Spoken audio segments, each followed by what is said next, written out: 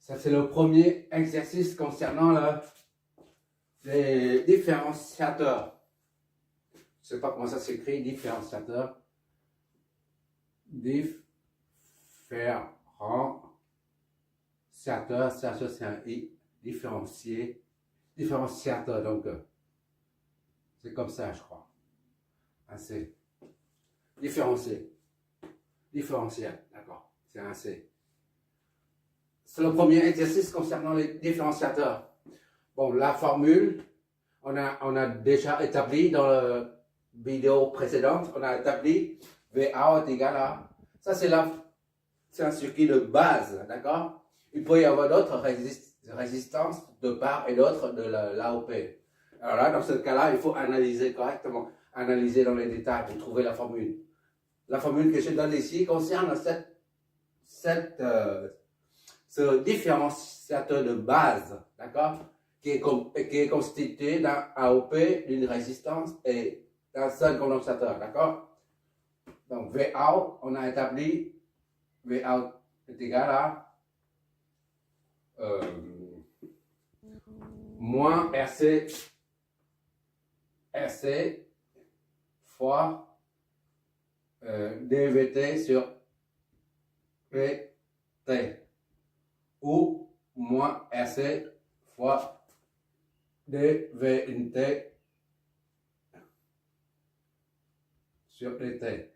D'accord? VT, c'est là. dVt représente la différence de la tension aux bornes du condo. C'est tout, en fait. Ça, c'est la formule pour un différenciateur. Ah, bon, bah, pour trouver VA, il suffit de l'appliquer.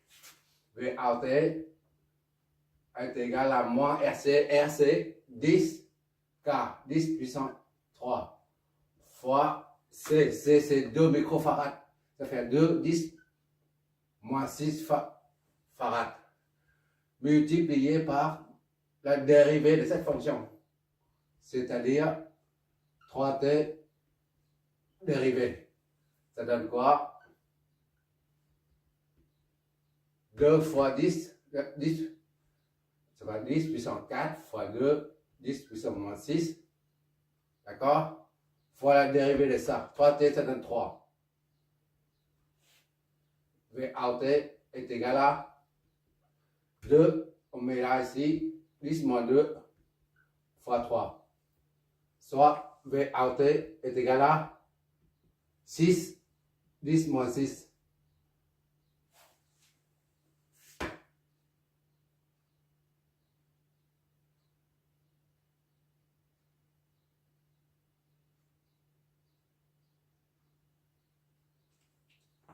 Je ne fais pas de bêtises. Oui, ici, c'est ça. 6, 10 puissance moins 2. Moins 2 ici. Moins 2. D'accord?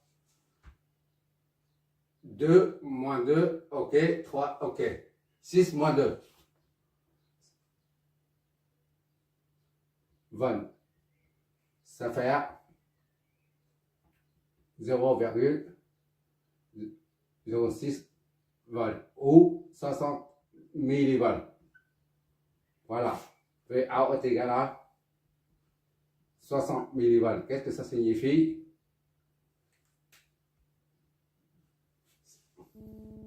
La tension d'entrée, c'est V1 est égal à 3T volts.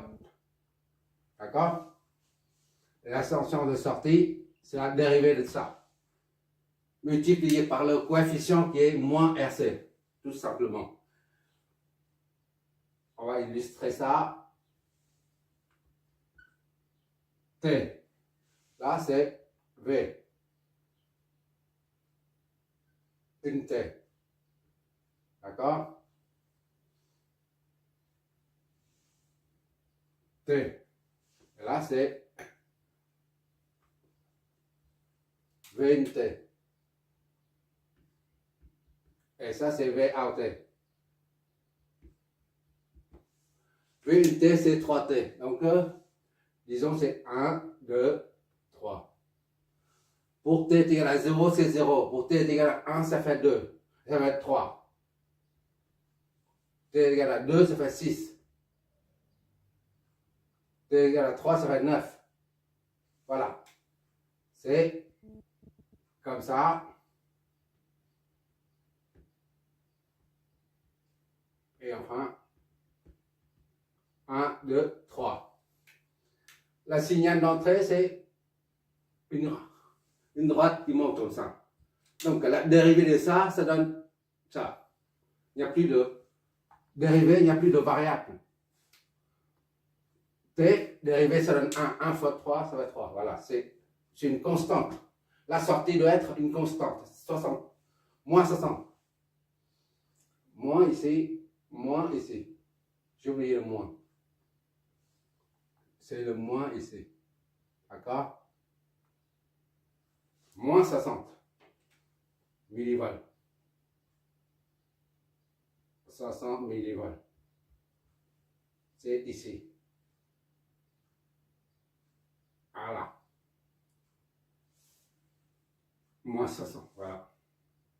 Ça fait ça. La dérivée.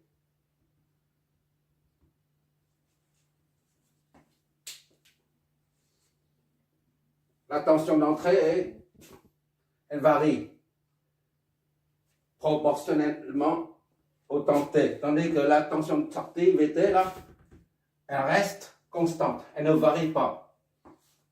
Parce qu'elle reflète la dérivée de la tension d'entrée. On voit ici, la tension d'entrée, il y a une variable qui est collée. Dans la tension de sortie, il n'y a pas de variable. Donc, quel que soit le temps, ça reste constante. C'est très simple, un circuit de dérivée. On peut appeler ça dérivateur. Dérivateur. J'ai vu ça quelque part ou dans mes études où je ne me rappelle pas. Circuit dérivateur. Dérivateur plutôt que différenciateur. Différentiel, c'est autre chose.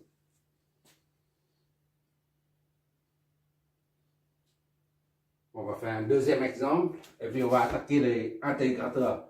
Les intégrateurs, c'est un peu plus complexe. Merci d'avoir regardé. On va faire un deuxième.